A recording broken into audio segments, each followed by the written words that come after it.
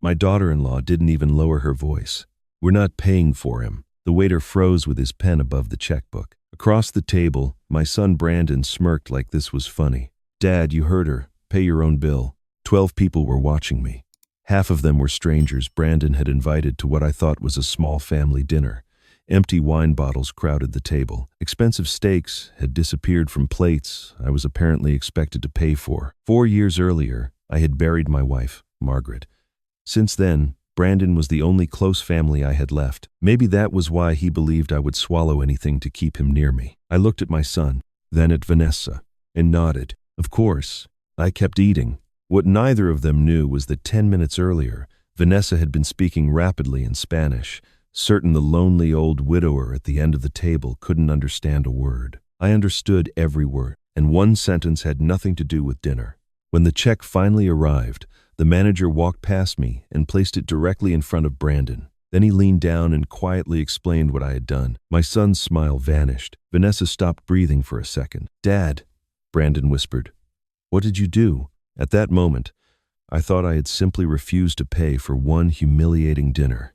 I had no idea I had just ruined the first step of a plan involving my money, my reputation, my home, and even the memory of my dead wife.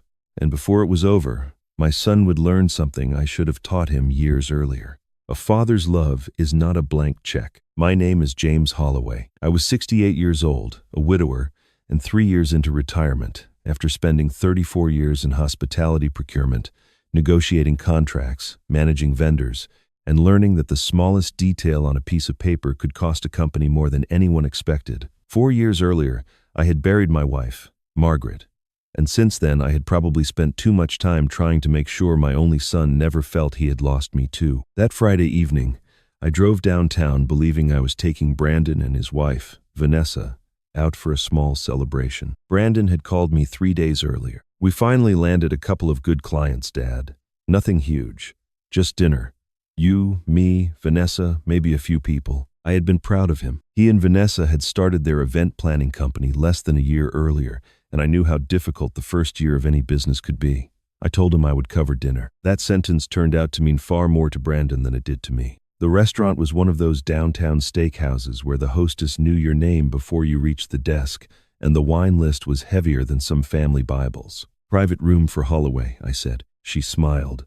"Right this way, sir." Private room. That was my first surprise. My second was the 12 people sitting inside it. I stopped just inside the doorway. Brandon came toward me with both arms spread. "Dad, you made it."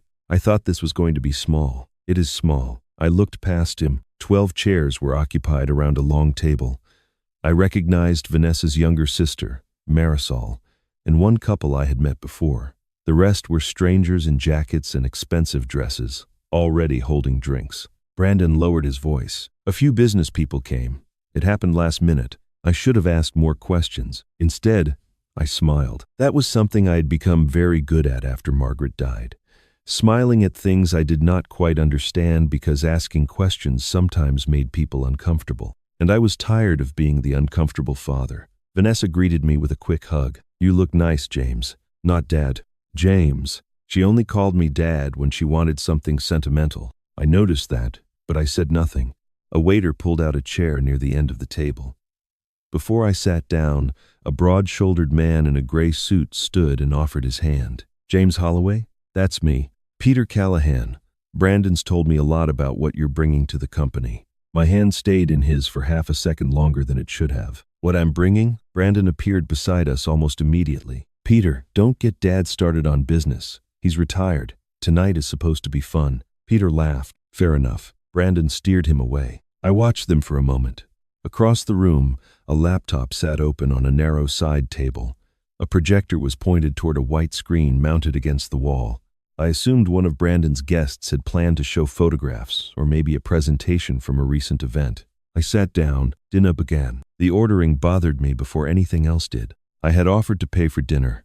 I had not expected people I barely knew to order as though they were spending someone else's expense account. 2 bottles of wine became 4. Someone ordered seafood appetizers for the table. Then came steaks, side dishes, cocktails, another bottle of wine. Nobody asked me. Brandon was enjoying himself too much to notice my silence. Or perhaps he noticed and mistook it for approval. I watched him laugh with Peter. Vanessa moved easily from one conversation to another, making introductions, discussing venues, talking about where the company was going next. I had not seen Brandon look that confident in years. For a while, that was enough to keep me quiet. Margaret would have told me to stop calculating the prices in my head. She used to catch me doing that. "James," she would say, "sometimes dinner is just dinner." I wish she had been sitting beside me. Near the end of the meal, the waiter returned and asked quietly about the checks. Vanessa answered before anyone else could. "We're not paying for him." She pointed toward me. A few conversations stopped. I looked at her. The waiter looked embarrassed. "I'm sorry?" Vanessa gave a small laugh. "James, his meal should be separate." Brandon leaned back in his chair. Then he smirked. "Dad, you heard her. Pay your own bill." The room went strange for a moment. Not silent exactly, just quieter. The kind of quiet where people suddenly become very interested in their glasses. I looked at my son. He did not look ashamed. That was the part that stayed with me. I nodded. "Of course." Vanessa returned to her conversation as though nothing had happened. I finished the last bite of my steak. Then I folded my napkin and stood. "Restroom," I said. The manager was near the host stand. I introduced myself and explained that my son, Brandon Holloway, was the reservation holder. "Yes, sir. I gave my card earlier because I planned to cover dinner." He nodded. "I remember. I'd like you to change that." His expression remained professional. "How would you like the check handled?" "My meal goes on my card. Nothing else." He paused. "Are you sure?" "I was just told very clearly that I should pay for myself." His eyes flicked toward the private room, then back to me. "All right, Mr. Holloway." I thanked him and returned to the table. Nobody asked where I had been. 10 minutes later, the manager entered carrying 2 leather check folders. He placed the smaller one beside me. Then he walked around the table and set the second one directly in front of Brandon. Brandon opened it. His eyebrows tightened. He turned the folder slightly, as though the number might change from another angle. It did not. The remaining balance was just under $4,800. Vanessa leaned over. Her face lost its color. Brandon looked toward the manager. "There's been a mistake." "No, sir." The manager bent slightly and spoke quietly enough that everyone at the table stopped pretending not to listen. "Your father asked us to separate his check. The remaining balance stays with the reservation in your name." I opened my own folder. $62 and change. I put down my card. Across the table, my son slowly lifted his eyes to mine. The smirk was gone. "Dad," Brandon said. "What did you do?" Brandon kept staring at me as though I had pulled a trap door out from under him. "What did you do?" he asked again. I slid my credit card back into my wallet. "Exactly what you told me to do." Vanessa's chair scraped against the floor. "This is ridiculous." The manager had already stepped away. Around us, the people Brandon had invited were suddenly very interested in finishing their drinks. Nobody wanted to become part of a family argument, especially one taking place beside a bill large enough to ruin the mood all by itself. Brandon lowered his voice. "Dad, fix this." I stood and buttoned my jacket. No, it was a small word. I had used it thousands of times at work. No to bad pricing, no to rushed contracts, no to vendors who tried to change terms after a handshake. With Brandon, somehow, that same word had always caught in my throat. Not that night. By the time I reached the parking lot, the humid Texas air had settled over everything. I could hear traffic moving several blocks away. Behind me, the restaurant door opened hard. "Dad." I kept walking toward my car. Brandon caught up first. Vanessa was only a few steps behind him. "You embarrassed me in front of clients." I stopped. "You told me to pay for myself. You know that's not what I meant." I looked at him. "What did you mean?" His jaw tightened. "I meant we weren't paying for your meal. You said you were hosting." "I said I would take you and Vanessa to dinner." "There were extra people." 12 people, Brandon. "They were important. To you." Vanessa folded her arms. "Oh, come on, James.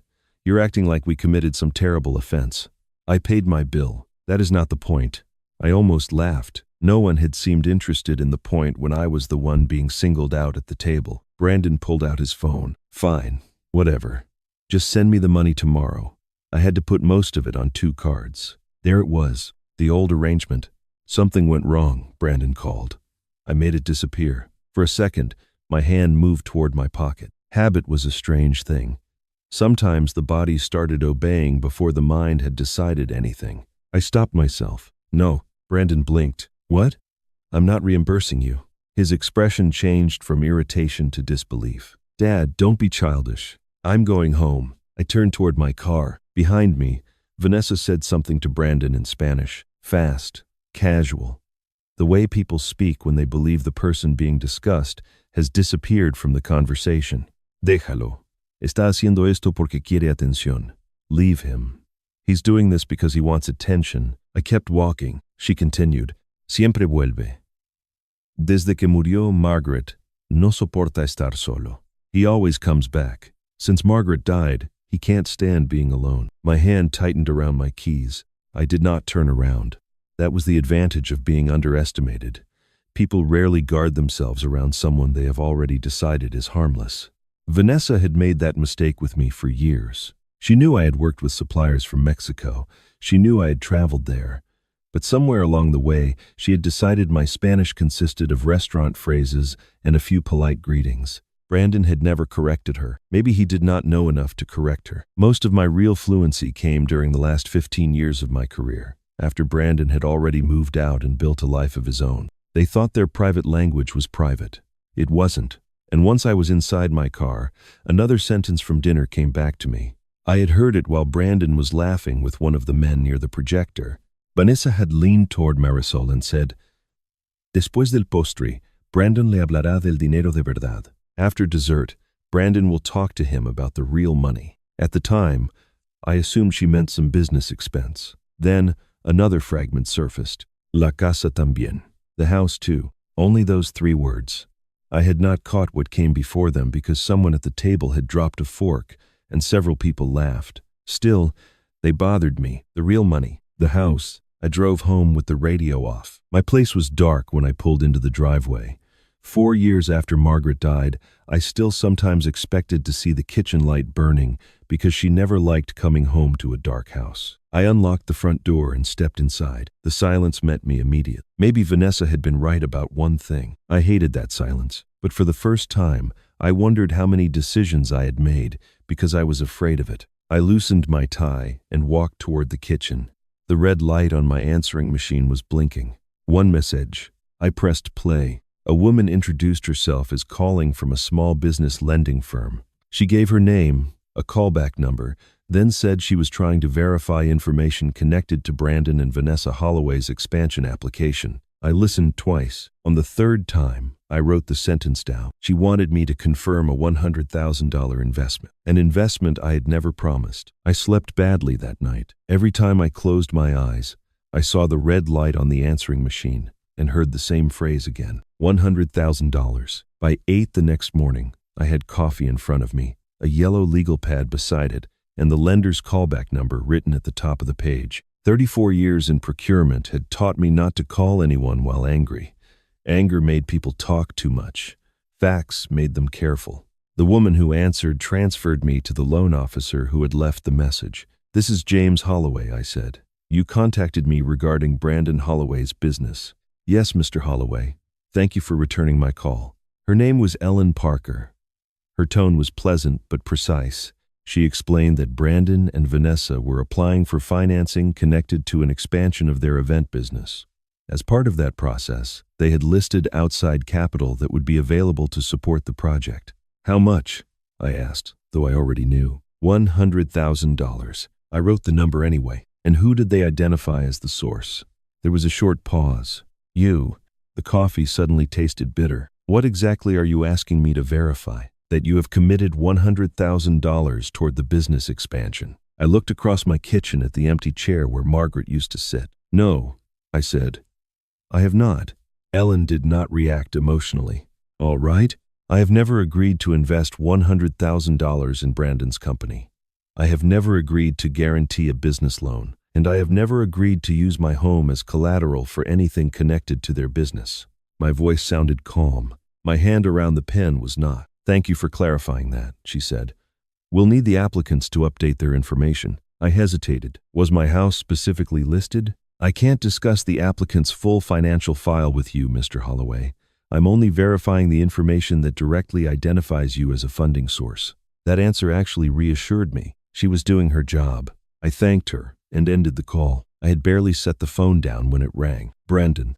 I stared at his name for 2 rings before answering. Dad, what did you say to them? No hello, No, good morning. What they asked me. Why would you do that before talking to me? I leaned back in the kitchen chair. Why would someone ask me to verify money I never promised? You're making this sound worse than it is. Then make it sound better. He exhaled sharply. Vanessa and I were going to explain everything. When? After dinner. Those two words landed differently now. After dinner, I thought about the projector, the laptop, Vanessa speaking Spanish, the phrase after dessert. What were you going to explain? Our expansion, the financing, what we need from you. Need? Dad, please don't start picking apart every word. I'm asking a simple question. You've helped us before. That isn't an answer. He went quiet. Then his voice softened. Look, just don't complicate things with the lender until we sit down together.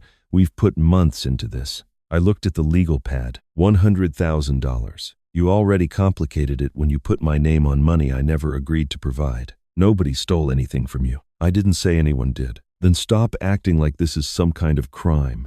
Interesting. I had not used that word either. Send me whatever they expect me to confirm, I said. What? The page with my supposed commitment. Another pause. Dad, it's standard paperwork. Then you shouldn't mind sending it. He muttered something under his breath. A minute after we hung up, an email arrived. The subject line read, Capital Confirmation. Brandon had written one sentence above the attachment. Dad, this is what they need. It doesn't lock you into anything today. Just sign so we can keep the process moving, and we'll explain the structure this weekend. I opened the document. I did not need a lawyer to understand it. The page identified Brandon and Vanessa's company, described the expansion project, and listed $100,000 in family capital expected to be available for the transaction. Below that was a line for my signature acknowledging the commitment. I read it once. Then again, Brandon had just told me it did not lock me into anything. The page itself certainly did not read that way. I kept going. Near the bottom was a reference date tied to the financing application. I checked the calendar on my phone. Then I checked it again. 3 weeks.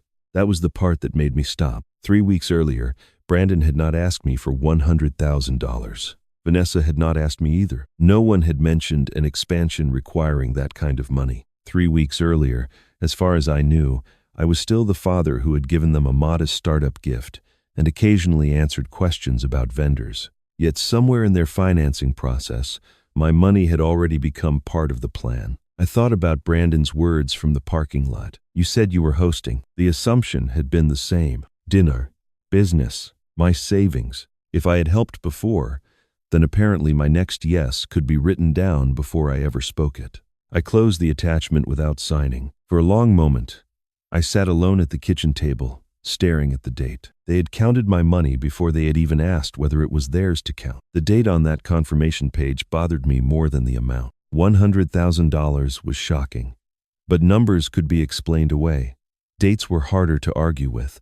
I spent most of my working life buying everything from commercial kitchen equipment to linens for hotel properties.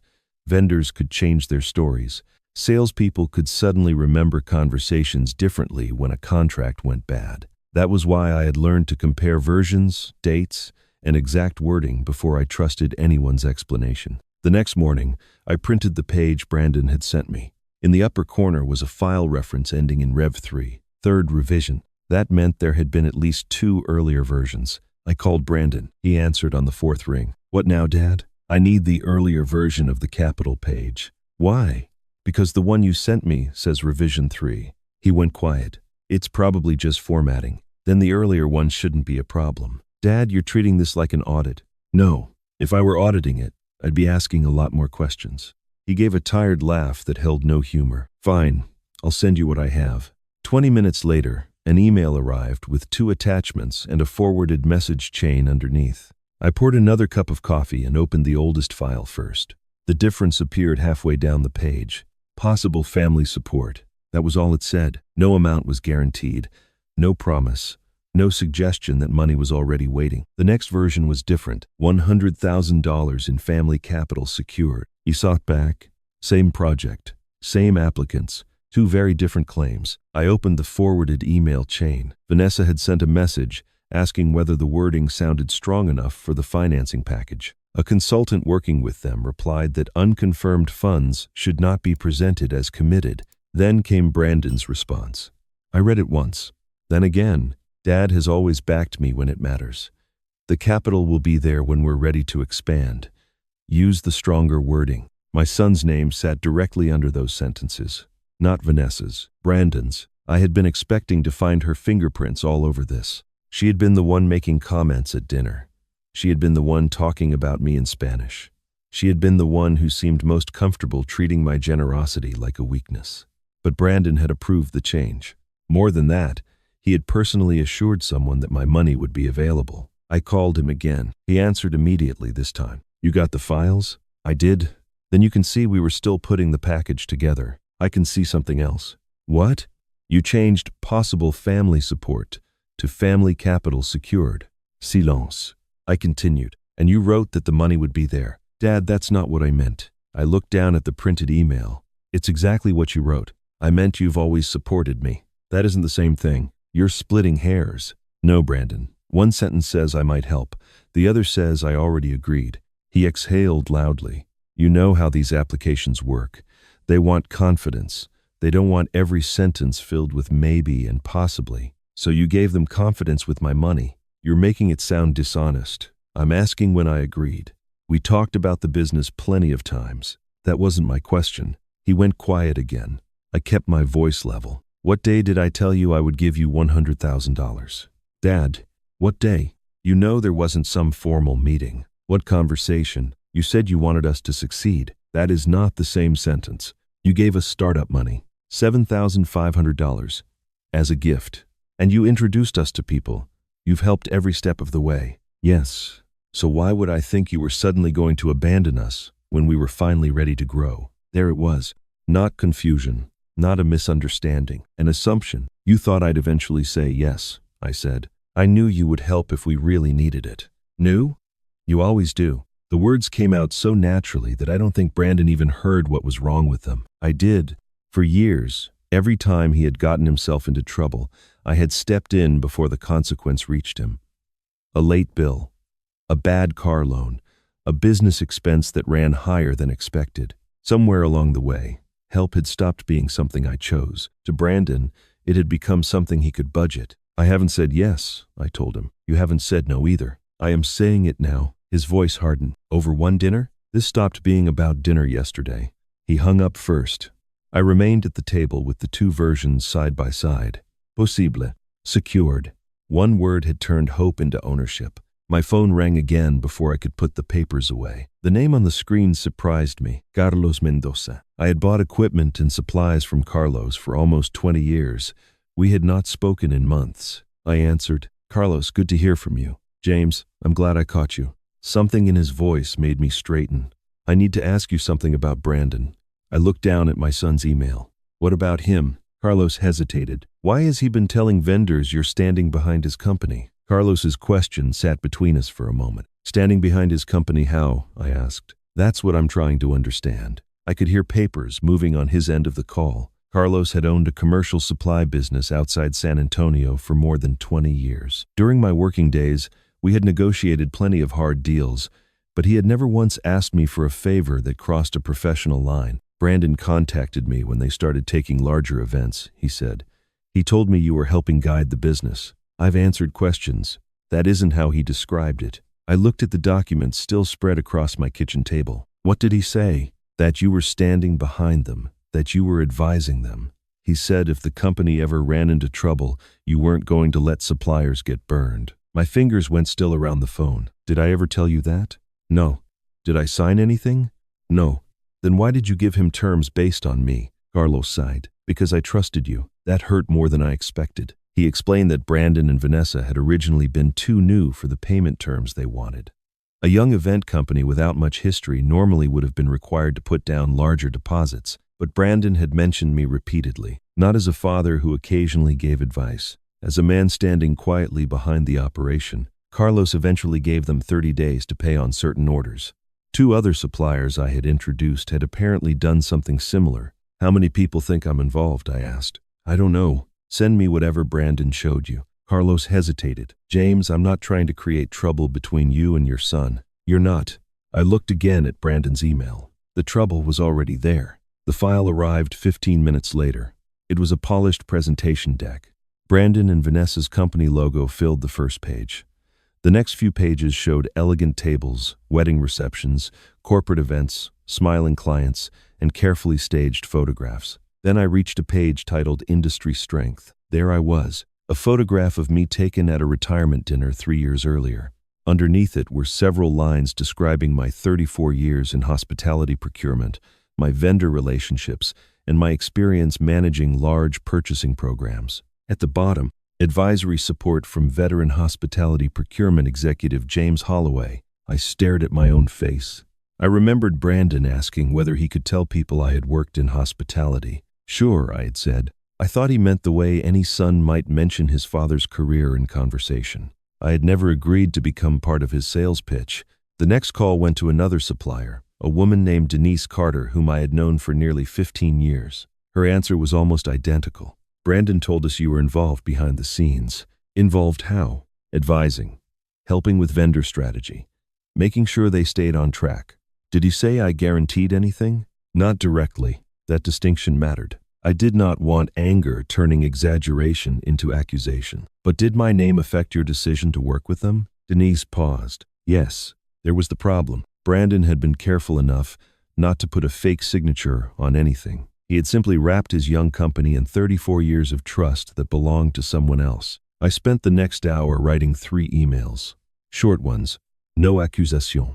No family history. No mention of the restaurant. To Carlos, Denise, and the third supplier I had personally introduced, I wrote the same basic clarification. I did not own Brandon and Vanessa's company. I had not invested in it beyond an earlier personal gift. I did not guarantee its debts. I was not serving as a formal advisor. Any future business decisions should be based on the company's own credit, payment history, and performance. Before sending them, I read each message twice. Old habits. Precision mattered. Then I pressed send. Carlos called again that afternoon. Got your note. I wanted everything clear. It is. What happens now? Nothing dramatic, he said. Orders already placed. Stay under the terms we agreed to. I'm not changing a deal after the fact. I appreciated that. And future orders? We'll evaluate those based on Brandon's company. Meaning Brandon might be asked for deposits, maybe shorter payment windows, maybe proof that he could carry the business without my reputation sitting behind him like an invisible line of credit. That was not punishment. That was normal business. For years, I had taught younger buyers never to confuse a relationship with an obligation. Strange that I had forgotten the same lesson inside my own family. That evening, Brandon called twice. I let the first call go unanswered. On the second, I picked up. What did you send, Carlos? A clarification. You made us look unstable. No, I told him I wasn't part of your company. You didn't have to do that. Yes, I did. Dad, these relationships matter. I know. You gave them to us. I introduced you. I didn't give you my reputation. He went silent. I could almost hear the argument forming. Probably some version of family helps family. But before he could start, I said one more thing. Whatever terms they offer you from now on will be based on what you and Vanessa have actually earned. You're really doing this. I already did. I ended the call. For the first time, my son's company had to stand on a reputation it had actually earned. The next evening, Brandon stopped calling and came to my house instead. I heard his car in the driveway just after 7. By the time I reached the front door, Vanessa was already climbing out of the passenger side. That told me enough. This was not a visit. It was an intervention. Brandon walked past me when I opened the door. We need to talk. Vanessa followed him into the living room without waiting to be invited. I closed the door. Brandon turned immediately. Carlos wants deposits on future orders now. Denise cut the terms she was willing to offer us. Do you understand what you've done? I clarified my role. You made people think we can't pay our bills. I told them I wasn't responsible for your bills. Vanessa dropped her purse onto the sofa over one stupid dinner. I looked at her. This didn't start with dinner. Yes, it did, she said. You got embarrassed. You decided to punish us. And now you're dragging the company into it. Brandon rubbed both hands over his face. We were finally getting somewhere, Dad. Then keep going. With vendors suddenly nervous? They're asking you to earn the same trust everyone else has to earn. That's easy for you to say. You had 34 years to build yours. And I built it. The room went quiet. Vanessa looked away first. Brandon paced toward the fireplace. Margaret's photograph still sat on the mantel. It had been taken 2 summers before she died, standing beside the lake with sunlight in her hair. Brandon looked at it. Then he said the one thing I had not prepared myself to hear. Mom would have wanted you to help us. Something tightened beneath my ribs. Vanessa stayed silent. She did not need to add anything. Brandon had found the softest place in the room. Don't do that, I said. He turned. Do what? Use your mother to settle an argument she isn't here to have. His expression hardened. You know I'm right. No, I know Margaret loved you. She believed in me. So do I. Then why are you acting like this? Believing in you does not mean I become responsible for every decision you make. He laughed once. You always have an answer.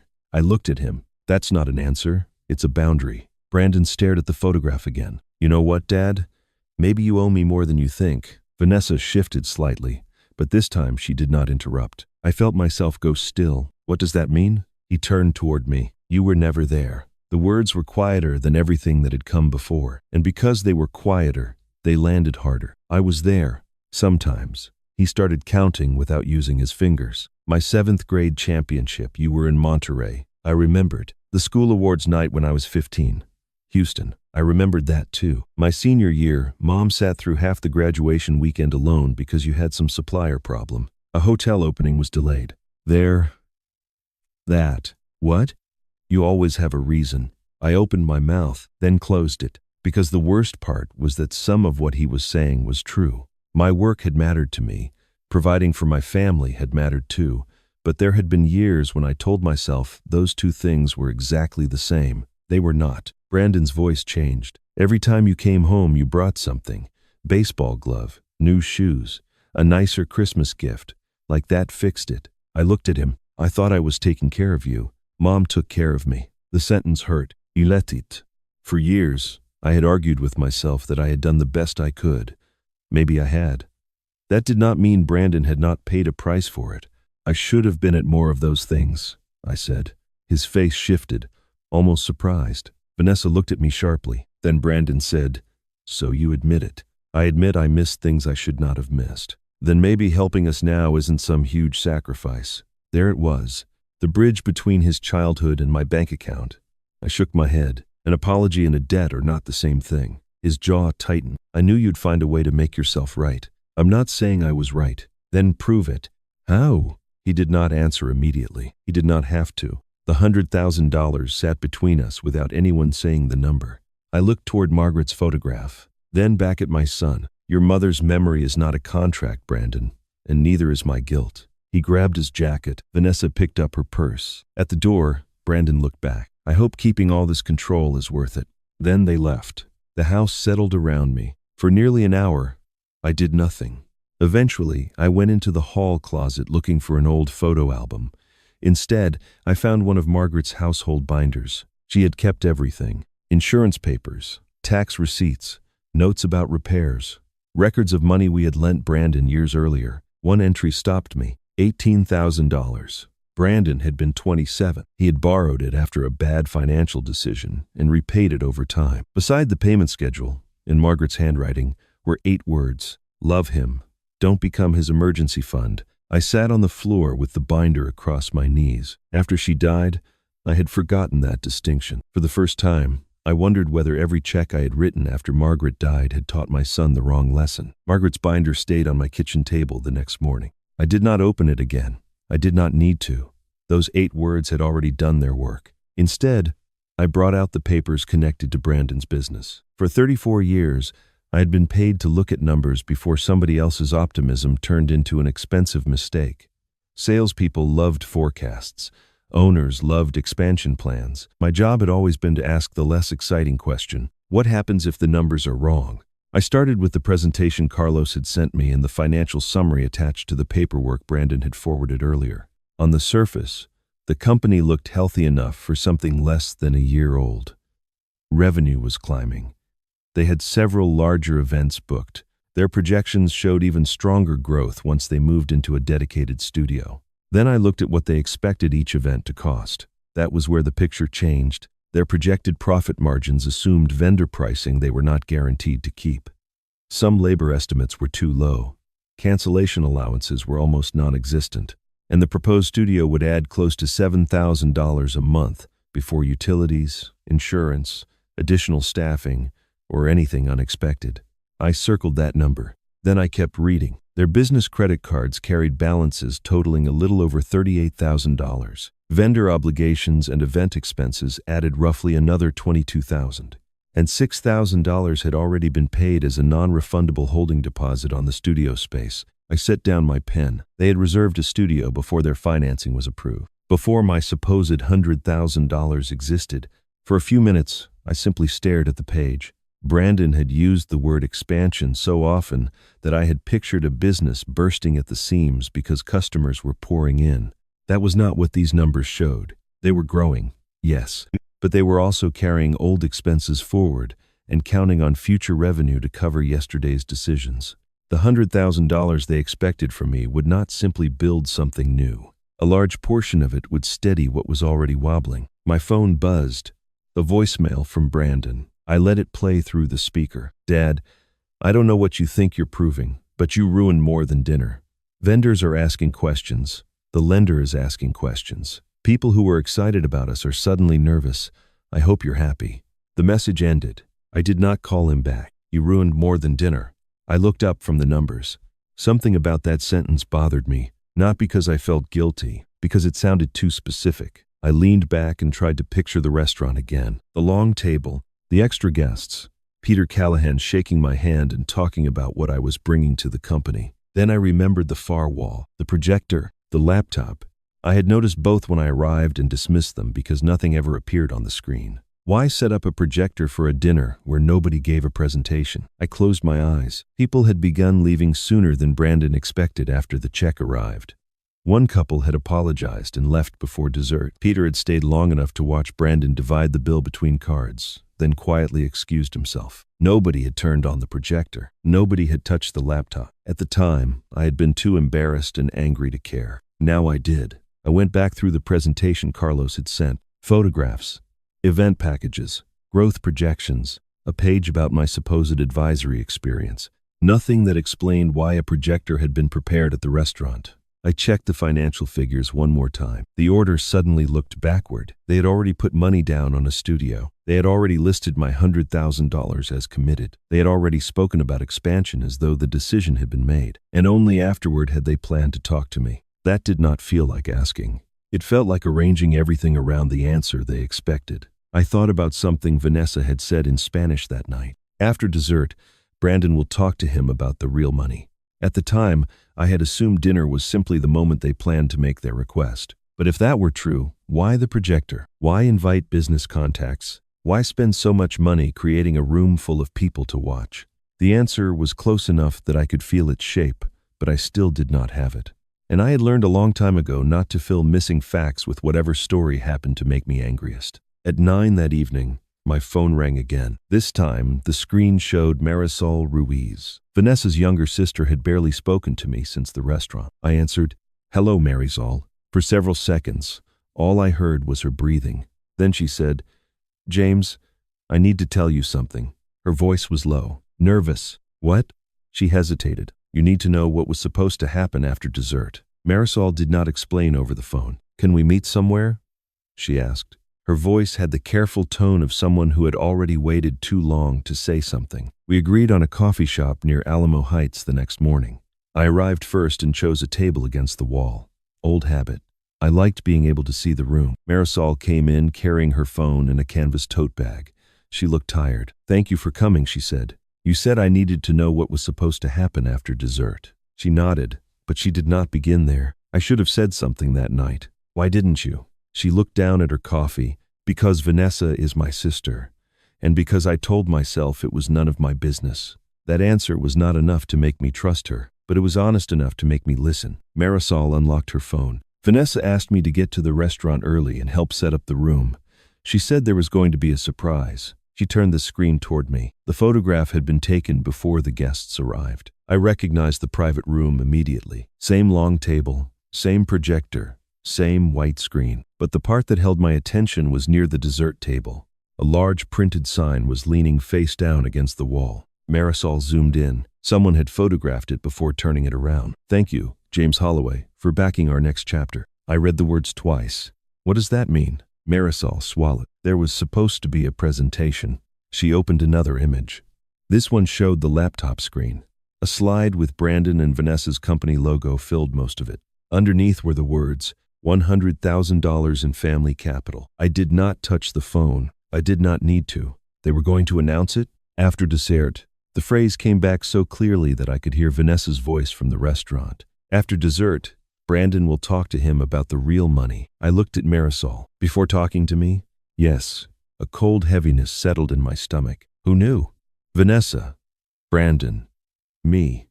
A couple of people helping with the setup knew there was an announcement, but not all the details. What about the guests? Most of them thought you had already agreed. I leaned back. The room around us seemed quieter. Peter Callahan, the handshake. Brandon's told me a lot about what you're bringing to the company. It had not been a strange choice of words. Peter thought he was congratulating me. Marisol continued carefully. Some of the extra guests were there because Brandon and Vanessa wanted them to see the announcement. Peter was one. Another couple had been talking to them about corporate events. There were 2 vendor contacts too, so the 12 people weren't 12 random people. No. What was supposed to happen? Marisol hesitated before answering. Vanessa would thank everyone for coming. Brandon would talk about the company growing. Then they'd bring out the sign and put the slide up and say I had invested. They were going to say you were backing the expansion. The coffee in front of me had gone untouched. What happened after that? Brandon was going to sit with you privately. With paperwork? She nodded. There was a folder in his laptop bag. That explained the timing. Not before dinner. Not when I arrived. Not when we could have sat quietly and discussed numbers. After the room had applauded. After strangers had shaken my hand. After Brandon had publicly thanked his widowed father for helping his only son build the next chapter of his life. Then I would be asked to sign. The paper might not have been legally binding until I signed it, but that was not the point. They were not trying to bind me with law. They were trying to bind me with embarrassment. I thought about how easily it might have worked. If the evening had gone according to plan, I would have been sitting beside people who believed the decision was already made. Brandon would have been smiling. Vanessa would have been thanking me. Someone would probably have raised a glass. Then Brandon would have taken me aside. What would I have done? 4 days earlier, I would have said I knew myself well enough to answer. Now I was not so sure. I had spent years avoiding scenes. After Margaret died, I had become even worse about it. If saying no meant making Brandon look foolish in front of 12 people, I might have asked for time. Then he would have called that hesitation a maybe, and by morning, maybe would have become yes. What happened to the presentation? I asked. Marisol gave a small, humorless laugh. The bill happened. I looked at her. After the manager put it in front of Brandon, everyone got uncomfortable. Peter left. 2 others left before dessert. Vanessa told me to forget the presentation. So when I had quietly decided to pay only for myself, I had done more than leave Brandon with an expensive dinner. I had broken the room they had built around me, not because I knew the plan, because for once, I had refused the first small humiliation instead of swallowing it. Marisol lowered her phone. There's more about how they planned it, James, but you should understand this part first. I did. For days I had thought the restaurant was where the trouble started. It wasn't. The dinner had been built as a stage. The guests were witnesses. The projector was pressure. Even dessert had a job. I stared at the photograph one last time. They hadn't invited me to celebrate their future. They had invited me to make their lie look true. I kept looking at the photograph after Marisol lowered her phone, but another question had already replaced the first. How much of this did you know before that night? Her eyes moved away from mine. Enough, I thought. Maybe not everything, but enough. You used to help Vanessa with the bookkeeping, I said. For a while. How long is a while? Until about 6 weeks ago. That surprised me. So you were looking at their numbers while they were planning the expansion? Yes. And you knew they were counting on money from me. Marisol wrapped both hands around her coffee cup. I knew they hoped you would invest. That isn't what I asked. She looked up. I knew they had put you into some of the projections. I felt the old procurement instinct returning. Do not accuse. Ask for the document. Show me. Marisol reached into her tote bag and pulled out a thin folder. I kept copies of the spreadsheets I worked on, mostly because Vanessa had a habit of changing numbers and then asking why I couldn't remember the original version. She slid several pages across the table. I found the line quickly. Possible family investment unconfirmed. $100,000 appeared in the next column, but it was not included in the guaranteed funding total. That's your wording? I asked. Yes. Why unconfirmed? Because nobody had shown me anything saying you agreed. I turned the page. A printed email was clipped behind it. Marisol had written to both Brandon and Vanessa. You can't count money you don't have. Until James agrees, this needs to stay outside the committed capital column. I looked at the date. It was more than a month before the dinner. So you warned them? Yes. And then? Vanessa told me I was being negative.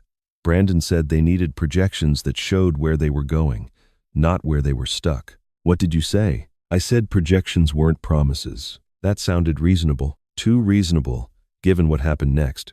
Why did you stop helping with the books? Marisol's mouth tightened. We argued. About this? About a lot of things.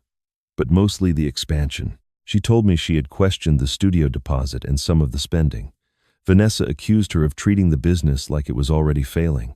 A few days later, Marisol stopped doing the bookkeeping. Yet she still came to the dinner. You knew the investment wasn't confirmed, I said.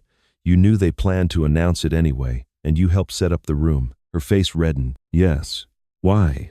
She did not answer immediately. People often had complicated explanations for silence. Marisol's was simpler. Because Vanessa is exhausting when you tell her no. I waited. She gave a small shake of her head. That sounds terrible. It sounds honest. I told myself it wasn't my fight. I told myself Brandon would talk to you before anything actually happened. Then Vanessa asked me to come early because she needed help setting up, and I went because it was easier than having another argument with her. So avoiding your sister mattered more than warning me. Yes, there was no defense in her voice, just shame. I appreciated that more than an excuse. I'm not asking you to forgive me, she said.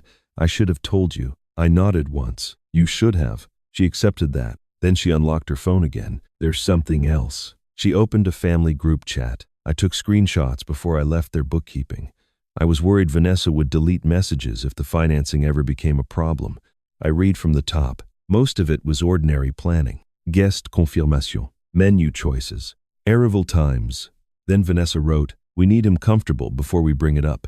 If we ask privately first, he'll start analyzing everything. A few messages later. Do the thank you before the paperwork. Once everyone applauds, he won't want to embarrass Brandon by backing out. I felt my jaw tighten. There it was in plain language.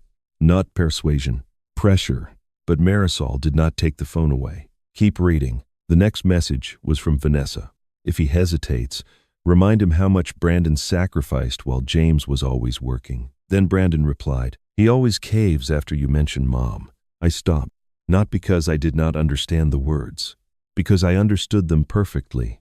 Brandon had not merely allowed Vanessa to use Margaret against me. He had identified the weakness himself. I thought back to my living room. Mom would have wanted you to help us. At the time, I had believed the sentence came from anger, something he reached for because our argument had become personal. It had not. He already knew that weapon worked. Maybe he had known for years. Every time I wrote a check after Margaret died, I had thought I was keeping my family close. Brandon had apparently learned something different. Monsieur Mum. Dad feels guilty. Dad gives in. Marisol watched me carefully. I'm sorry, James. I handed the phone back. Vanessa had planned the public pressure. She had mocked me. She had helped build the stage. But the cruelest line in the chat had not come from my daughter-in-law. It had come from my son. That message changed what I wanted from the next conversation with Brandon. I was angry, but anger was no longer enough. If I simply walked away and watched the business collapse, Brandon could spend the rest of his life telling himself his father had destroyed him out of spite. I wanted him to face something harder than punishment. Responsibility. The next morning, I sat at my kitchen table with a legal pad and reduced their problem to one page. No grand strategy, no complicated projections. First, abandon the studio. The $6,000 holding deposit was gone. Painful, but survivable. Second, stop spending money on appearances. No new office furniture, upgraded equipment, promotional dinners, or expansion expenses until the current business could consistently pay its existing bills. Third, call every supplier before invoices became emergencies. Ask for payment schedules where necessary and accept whatever reasonable terms their own record earned. Fourth, focus on the smaller events that were already profitable instead of chasing large contracts that looked impressive but carried thin margins. It was not exciting. That was precisely why I trusted it. Real recovery rarely looked impressive. I called Brandon and asked him and Vanessa to come over that evening. He sounded suspicious. Why? Because I have something to offer. His tone changed immediately. What kind of offer? Come over at 6. They arrived together. Brandon noticed the single sheet of paper on the coffee table. Vanessa noticed that there was no check beside it. Neither said anything. I handed Brandon the page. He read the first line. His face fell. Give up the studio? Yes. We'll lose the deposit. You already lost it the moment you paid money you couldn't afford before the financing was certain. Vanessa crossed her arms. That space is part of our growth plan. The space is part of your overhead. Growth comes from profitable customers. She frowned. That sounds like something somebody says after they've already made their money. Actually, it sounds like something people say before they lose it. Brandon kept reading. Cut spending. Renegotiate vendors. Smaller events. For now. So, basically shrink. Stabilize. Vanessa laughed under her breath. You want us to go backward? No. I want you to stop confusing bigger with healthier. Brandon dropped the paper onto his knee. And what exactly are you offering? My time. Neither of them spoke. I'll help you review vendor costs. I'll look at purchasing. I'll help you identify where your margins are disappearing. I can spend a few hours a week with you for the next couple of months if you actually follow the plan. Vanessa stared at me. That's it? That's what I'm offering. No investment? No.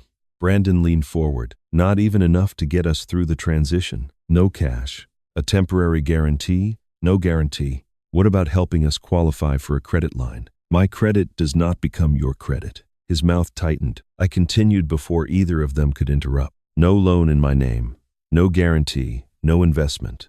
No using my professional reputation to imply something I haven't agreed to. Then I added the last condition deliberately. And my house will never be used to secure this business. Vanessa answered so quickly that Brandon turned toward her. Nobody said anything about your house. I looked at her. For half a second, she seemed to realize she had reacted too fast. I'm making my position clear, I said. Well, you're making it sound like we were planning to take your house. I didn't say that. Then why bring it up? Because it belongs on the list of things I will not risk. She looked at Brandon. He avoided her eyes. That small exchange bothered me, but I did not chase it. Not yet. I tapped the recovery plan. This is what I can do. Experience, time, advice. Nothing that requires me to rescue the company from decisions I didn't make. Brandon stared at the page. For several moments, he said nothing. Then his shoulders dropped. Not dramatically. Just enough that he looked less like the confident businessman from the restaurant and more like my son. What if the suppliers won't work with us? Then you adjust. What if we have to turn down events? Then you turn down events that lose money. What if this takes a year? Then it takes a year. He looked at me. You really think we can fix it? If the business itself is worth fixing? That answer seemed to surprise him. I had not promised success. I had promised work. Vanessa moved toward the window and stood there with her back to us. Brandon picked up the recovery plan again. We cancel the studio. Yes. Call the vendors ourselves. Yes. No more expansion financing. Not based on anything from me. He nodded slowly. Then he said something I had been waiting years to hear. All right. Vanessa turned. Brandon. He raised one hand. No. Dad's right about the numbers. She stared at him. He looked back at the page. We got ahead of ourselves. It was the first time I had heard him say we instead of explaining what everyone else had done to him. We'll do it differently, he said. I wanted to believe him. Maybe because he was my son. Maybe because some part of me would always remember the little boy waiting at the window when I came home from another business trip. When they left, Brandon took the recovery plan with him. I stood at the doorway and watched their car disappear down the street. For one night, I allowed myself to believe my son had finally heard me. For the next 10 days, Brandon gave me reasons to hope. He called the studio owner and walked away from the space. The $6,000 deposit was gone, exactly as expected, but he did not ask me to replace it. He contacted the vendors himself. He cut 2 expensive software subscriptions, postponed a new equipment purchase, and turned down an event that looked impressive on paper but would have required too much borrowed labor. Twice, he called me with questions, not requests for money. Question. The first time, he asked whether a supplier's revised payment schedule seemed reasonable. The second time, he wanted my opinion on whether they should keep offering a package that produced plenty of revenue but almost no profit after labor and rentals. I answered both, nothing more. I began to think maybe that was what Brandon had needed all along. Not another rescue, not another check. A father who would stand beside him without standing underneath him. Even Vanessa seemed quieter. She did not apologize, but she stopped arguing about the studio and focused on smaller events they could handle with the staff they already had. For once, progress looked ordinary. That made me trust it. Then Carlos called. It was late afternoon, and I was trimming dead branches from the crepe myrtle beside my driveway when my phone rang. "James, you have a minute?" "Sure." His tone made me put the pruning shears down. "I'm not calling to stir anything up. That usually means you're about to tell me something I won't like." He gave a short laugh. "Probably." Carlos explained that he had attended a meeting that morning with a hotel manager planning a series of corporate dinners. Brandon had been there pitching his company. The conversation had apparently gone well. Until the manager asked about backup resources if an event ran into trouble, Carlos paused. Brandon said, "Dad isn't officially involved, but if something goes wrong, he'll be there." I said nothing. The afternoon traffic moved faintly beyond the neighborhood. "Those exact words?" I asked. "Close enough that I'm comfortable repeating them." "Did he mention me by name?" "Yes." I thanked Carlos. After we hung up, I stood beside the tree for another minute. No forged commitment. No promised $100,000. No claim that I was formally advising the company. Brandon had learned those boundaries, so he had moved just outside them. He was no longer telling people what I had agreed to do. He was telling them what I would eventually choose to do. I called him. He sounded cheerful when he answered. "Hey, Dad, how did the hotel meeting go?" "A pause. Pretty good." "Carlos tell you?" "He did. Great opportunity if we get it." He told me something else. The warmth disappeared from Brandon's voice. "What?" "That you said if something went wrong, I would be there." Silence. Then he laughed lightly. "Dad, come on. Did you say it?" "I said you weren't officially involved." "That isn't the part I'm asking about. You're turning every sentence into a legal deposition now." "No, I'm asking you what you told a prospective client." He sighed. "I told them the truth." "What truth?" "That I have someone experienced I can call if there's a problem." That isn't what Carlos heard. "It's basically the same thing." "No, it isn't." Brandon's patience disappeared. "Why are we doing this again?" "Because you're still using me to make your company look safer than it is." "That's ridiculous. I specifically said you weren't officially involved, and then you told them I would be there if something went wrong." "But you would be there, Dad." The words came without hesitation. I closed my eyes. There it was. Not deceit, at least not in Brandon's mind. Certainty. "If one of your events went badly," he continued, "and I called you, are you seriously saying you just let me fail?" "That depends on what you mean by helping." "You know what I mean." "Yes," I said. "I think I finally do." He went quiet. I walked toward my porch and sat on the top step. "You think because I love you, my future decisions already belong to you. That's not fair. Then stop promising people what I'll do before you ask me." "I didn't promise anything. You promised them they could feel safer because your father would eventually step in. That's what family does." "No. Family can choose to help. You keep removing the choice." He exhaled sharply. "So what am I supposed to tell people? That if something goes wrong, nobody has my back? Tell them what your company can do. And if they ask about backup, tell them what your company has." He did not answer. That silence hurt because I knew exactly what it meant. He had canceled the studio. He had started paying vendors. He had stopped asking for my money. But somewhere underneath all those changes, one belief had survived untouched.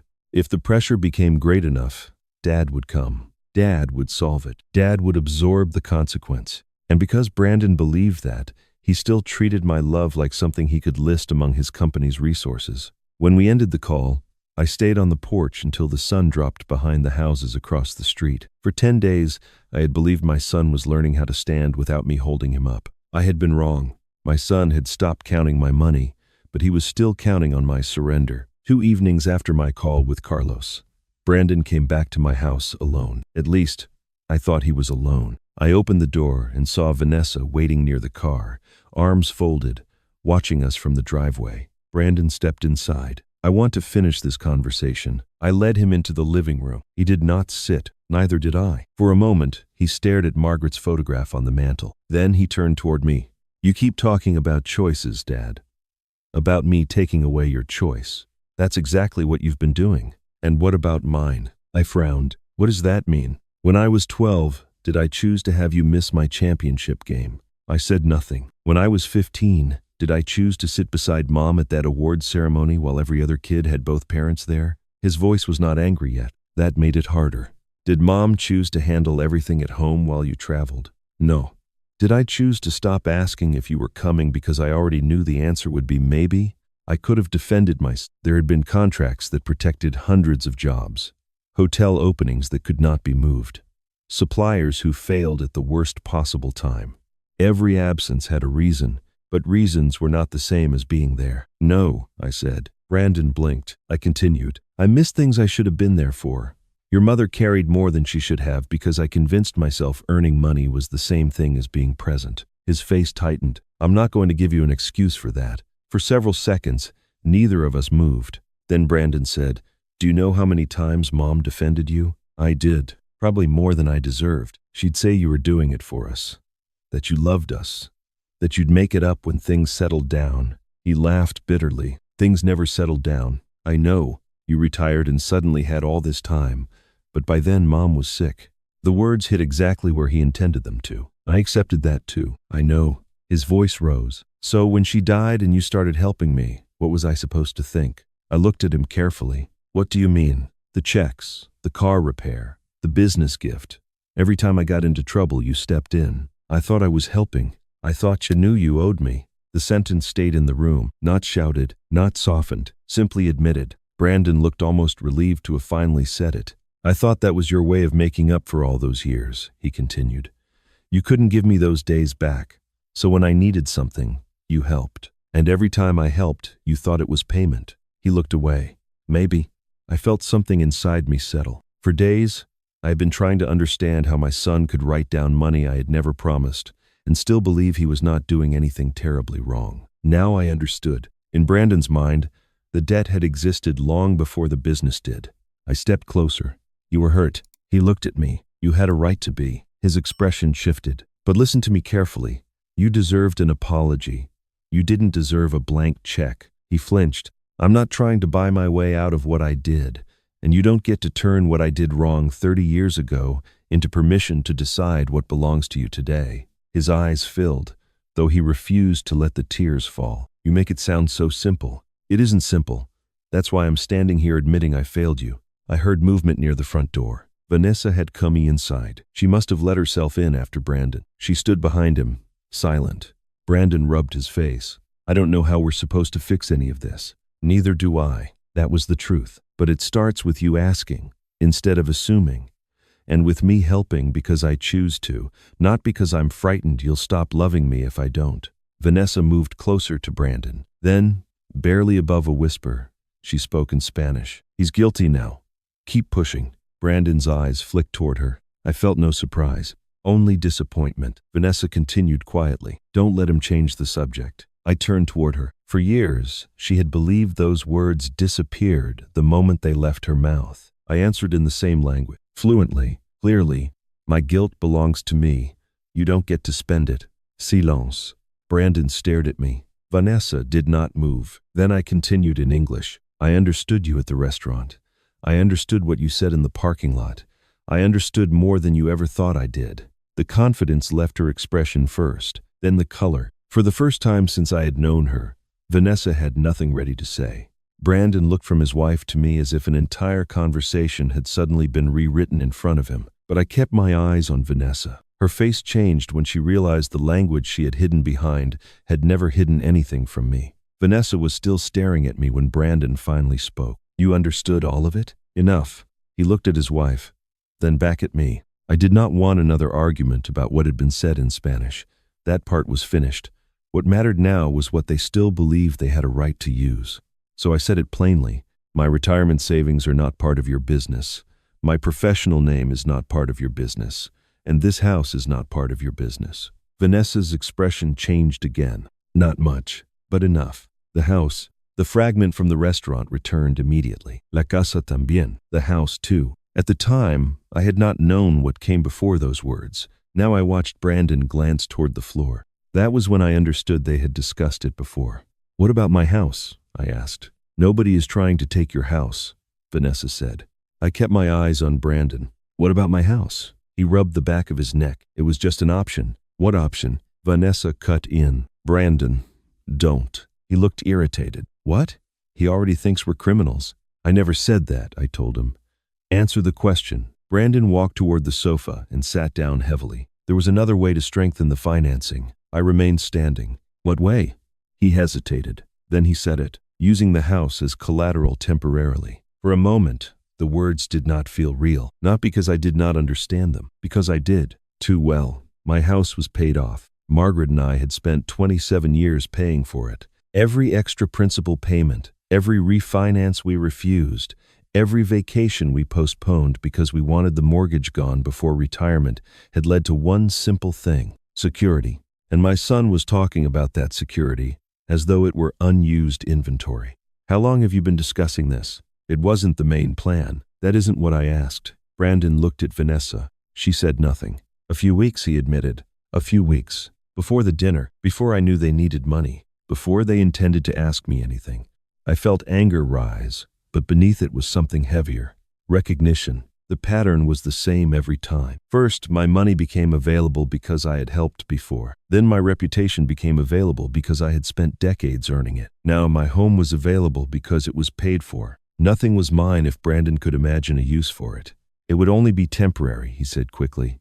6 months, maybe less. I almost smiled at the phrase, temporary. In business, temporary had ruined more people than permanent ever did. What happens if the company can't refinance in 6 months? We would. That isn't an answer. We'd have the expansion running by then. You've already shown me projections built on assumptions that didn't hold. Vanessa stepped forward. You're acting like we wanted you to hand us the deed. No. You wanted me to put the deed behind your decisions. That's different. It is, but not in a way that comforts me. Brandon stood again. Dad, you have all that equity just sitting there. I stared at him. He actually sounded frustrated, as though I were wasting something valuable by continuing to live in the home I had spent most of my adult life paying for. Just sitting there, I repeated. You know what I mean? Yes, I do. He spread his hands. You're one person in a paid-off house. We're trying to build something that could support us for decades. I'm not saying give it to us. I'm saying use what you have intelligently. I let a few seconds pass before answering. Your mother planted roses along that back fence. Brandon frowned. What does that have to do with this? She picked the tile in the kitchen. She saved for the new roof with me. She sat at that dining table while we argued about whether we could afford to pay an extra $200 on the mortgage that month. His face softened slightly. I continued. This house is not dead money. It is not wasted equity. It is where I live. Dad. No. His mouth closed. No 6 months. No temporary collateral. No second mortgage. No document that puts this house behind your company. Vanessa shook her head. So that's it? You won't risk anything for your own son? I already risked something. What? Teaching him that I would always say yes eventually. Brandon looked away. I stepped closer. My house is where I live. It is not the last page of your business plan. Neither of them answered. For once, there was no argument left that could make the word no mean something else. They left 10 minutes later. I locked the door behind them and stood in the hallway, listening to their car pull away. Then I walked through the house slowly. Margaret's chair, the worn place on the kitchen counter where she used to set her purse. The back window overlooking the roses.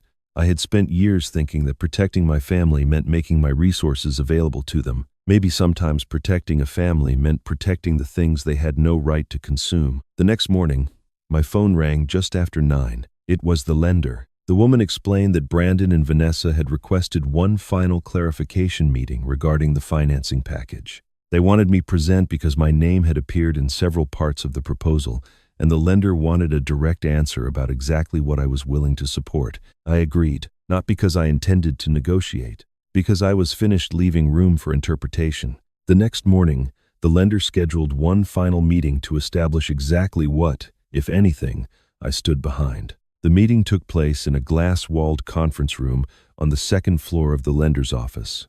I arrived 10 minutes early. Brandon and Vanessa were already there. Neither of them looked at me when I sat down. The loan officer, Ellen Parker, entered with a thin folder and another man from underwriting. No drama, no accusations, just paperwork, water glasses, and a table polished so brightly I could see the ceiling lights reflected in it. That suited me. For weeks, Brandon had tried to make everything emotional. This room was built for facts. Ellen opened the meeting. Mr. Holloway, thank you for coming. We asked you here because your name appears in several parts of the applicant's financing materials, and we need to establish exactly what support is actually available. I nodded. Ask me whatever you need. She glanced at her notes. First, have you committed $100,000 in family capital to Brandon and Vanessa's company? No. Brandon shifted in his chair. Ellen continued. Have you agreed to serve as a formal procurement advisor to the company? No. The underwriting officer wrote something down. Have you guaranteed payment to any vendors on behalf of the company? No. Vanessa's lips tightened. Ellen asked the fourth question. Have you agreed to pledge your residence or any equity in your residence as collateral for this business? No. Four questions.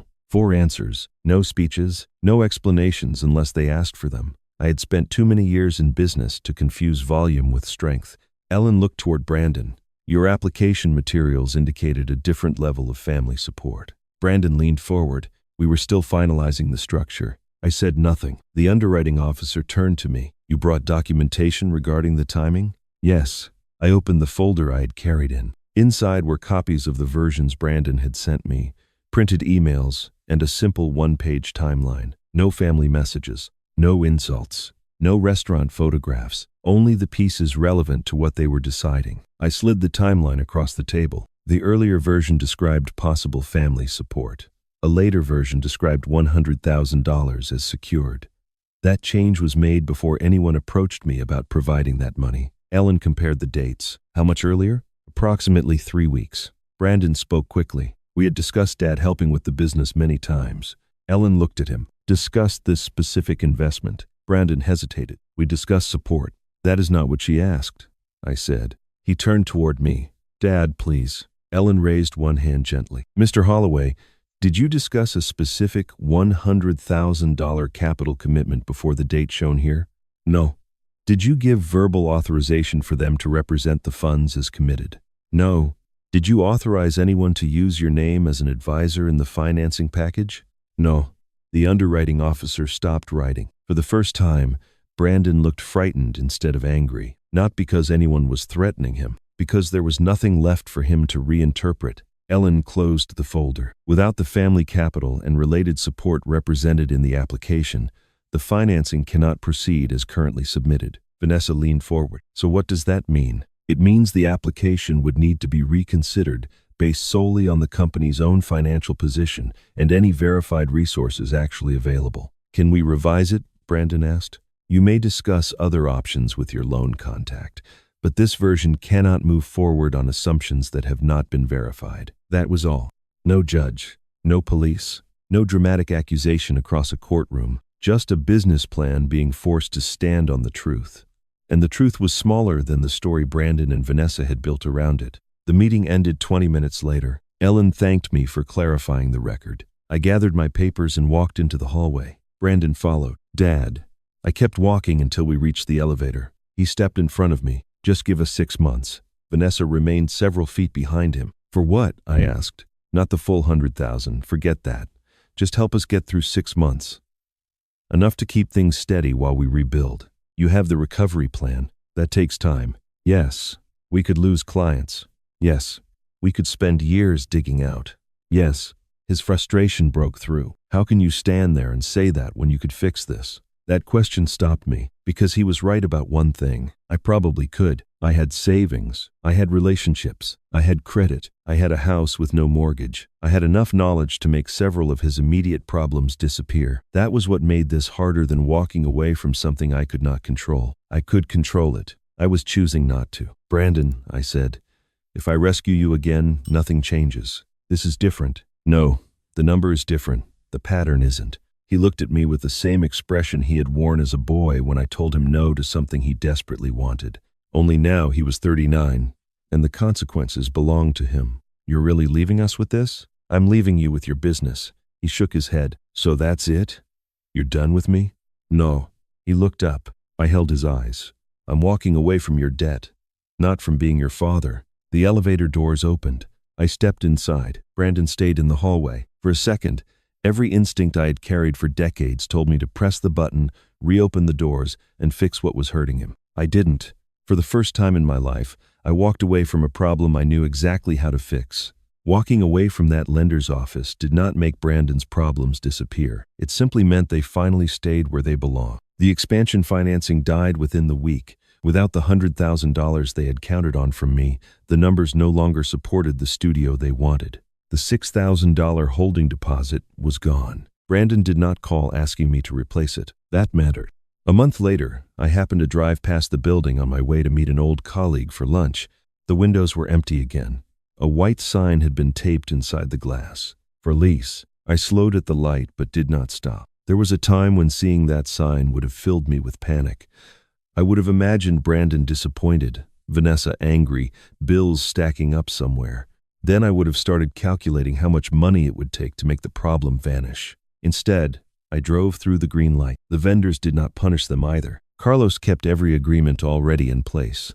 He simply required deposits on larger future orders until Brandon established a stronger payment record. Denise did something similar. There were no dramatic cancellations, no angry public accusations, just ordinary business rules. For the first time, Brandon had to make promises using only what he could personally deliver. Carlos told me several weeks later that Brandon had called him to discuss an overdue balance. My stomach tightened automatically. What happened? He proposed a payment schedule. And I accepted it.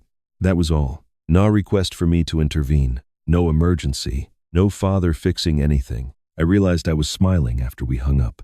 Not because my son was struggling, because he was handling the struggle himself. I learned the rest gradually. Brandon and I were not talking much, and I made a deliberate decision not to investigate his life through other people. Still, bits of news reached me. Carlos mentioned that Brandon had taken an operations position with a regional catering company. Later, Brandon himself confirmed it in a short phone conversation. "It's salary," he said, almost defensively. "There's nothing wrong with salary." "I know." He paused. "Benefits too." I smiled. "Those are usually useful." He laughed once. It was the first easy sound I had heard from him in weeks. Vanessa returned to work for an established event venue she had worked with before starting their company. She and Brandon kept the business alive on a much smaller scale, accepting only private events they could actually make money on. No premium studio. No impressive expansion announcement. No borrowed reputation. It was not the future they had planned, but it was a future they could afford. My own adjustment was quieter. For years,